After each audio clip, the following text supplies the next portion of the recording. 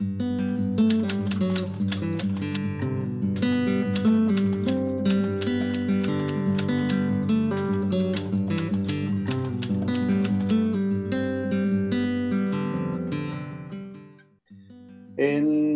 una célebre línea de su conferencia, ¿Qué es un autor?, Michel Foucault se pregunta en qué momento dejamos de escribir sobre los héroes para empezar a hacerlo sobre los autores. Más adelante, el propio Foucault se pregunta qué es una obra, qué parte de lo escrito, de lo heredado, de lo legado por un autor puede ser considerado parte de esa obra. Las notas al margen de sus lecturas, los post-its que a veces se dejan entre las páginas de los libros, eso que los estudiosos suelen llamar notas de lavandería o de tintorería. En el caso de Truman Capote, la correspondencia sin duda forma una parte tangencial de la obra del propio autor. En el caso de los grandes autores, vamos a pensar en Kafka y vamos a pensar sobre todo en el autor que nos ocupa el día de hoy, que es Truman Capote. La correspondencia que ocupa más o casi 50 años de su vida, la primera carta, está fechada en 1936, cuando el autor tiene apenas 12 años, y le escribe a su padre, Arch Parsons, solicitándole que por favor deje de dirigirse a él, al propio Truman, como Truman Parsons, que a partir de entonces se dirige a él como Truman Capote. Hasta el último telegrama que en 1982 le envía a Jack Dunphy, quien fue su pareja por más de 30 años o más de 35 años, un telegrama muy escueto y a la vez muy íntimo, en el que simplemente le dice que lo extraña y que por favor le avise cuándo estará de regreso en casa. Entre esas dos fechas, 1936 y 1982, la correspondencia de Capote traza un amplísimo periplo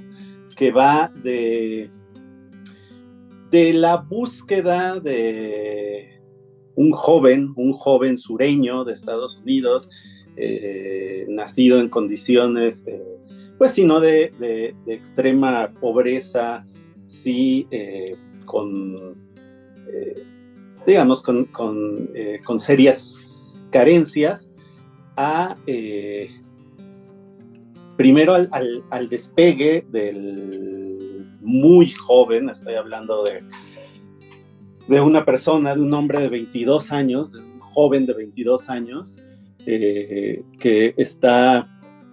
tratando de realizar sus pininos en la creación literaria, que asiste a una residencia para escritores en Yatou, y que está escribiendo su primera novela, Otras voces, otros ámbitos, hasta pues la consumación de lo que es la figura y la carrera de uno de los grandes escritores del siglo XX. No voy a decir uno de los grandes escritores estadounidenses o norteamericanos o de lengua inglesa del siglo XX, porque para mí Truman Capote es uno de los grandes escritores, junto quizás con Borges, con Virginia Woolf, con Gabriel García Márquez, uno de los más grandes escritores, a mi juicio, del siglo pasado.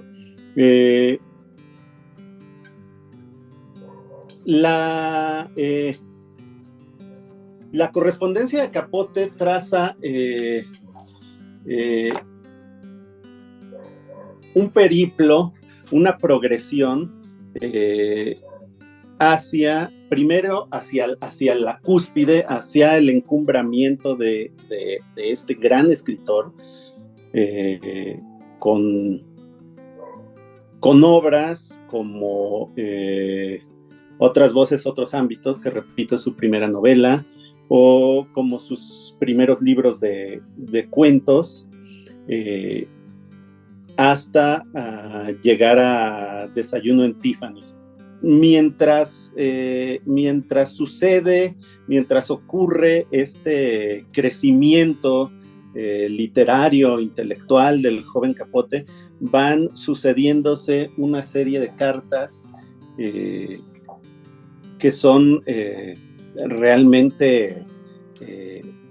divertidas y al mismo tiempo muy serias, que están dirigidas a sus editores, a sus amigas, a sus amigos, que a la vez llegaron a ser algunos de ellos sus amantes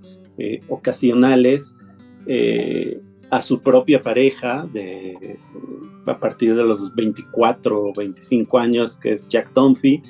Y lo que se traza en estas cartas, o en la primera parte de este libro, que se llama Un placer fugaz, y es la correspondencia de Truman Capote, lo que se traza es la lenta progresión primero hacia el encumbramiento literario y después hacia pues lo que podríamos llamar la decadencia. No quiero decir moral, porque no me parece que esa sea la palabra, pero sí la decadencia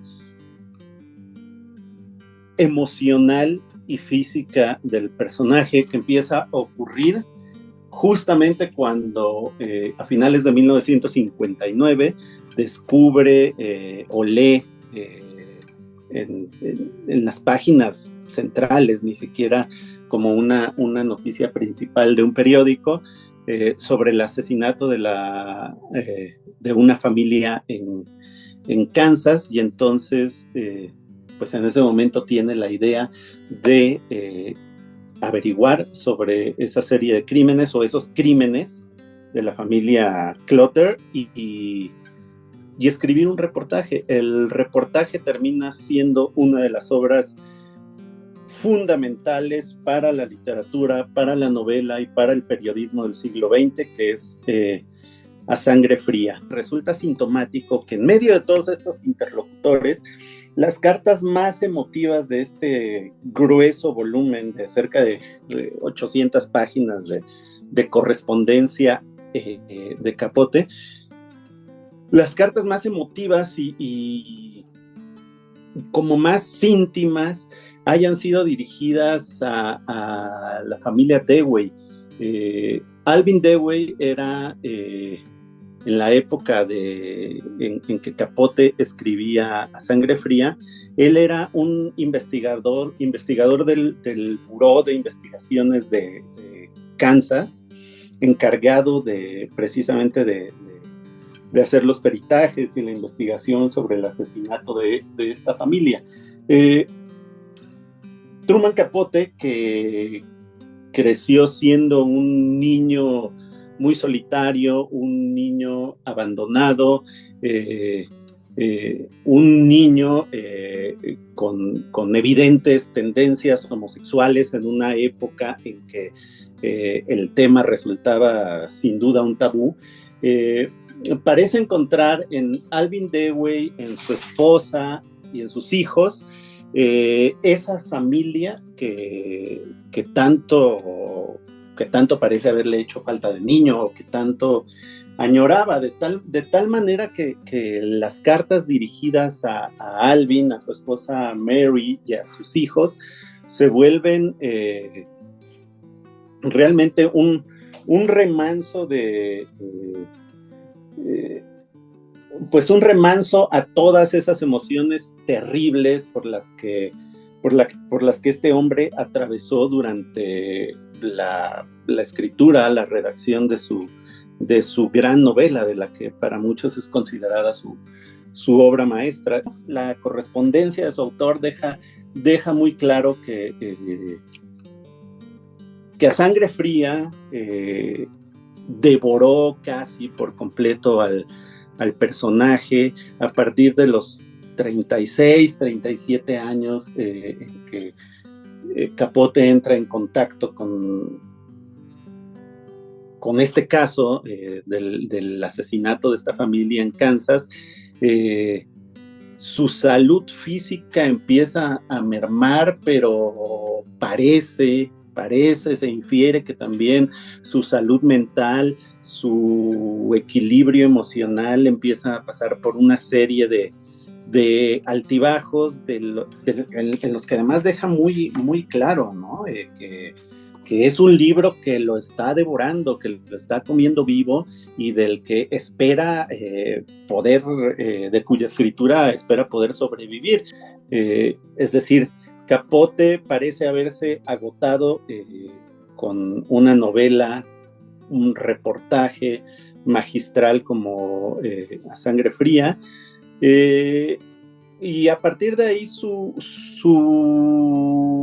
debacle, vamos a llamarla así, literaria, su debacle emocional e incluso como figura pública, se hizo cada vez más evidente, hasta que en 1984, hace además 40 años, muere a una edad en la que hoy pensaríamos que era muy joven, a los 59 años, pero con una, no solo con una obra, sino con una leyenda detrás de él, que en buena medida queda evidenciada en este libro.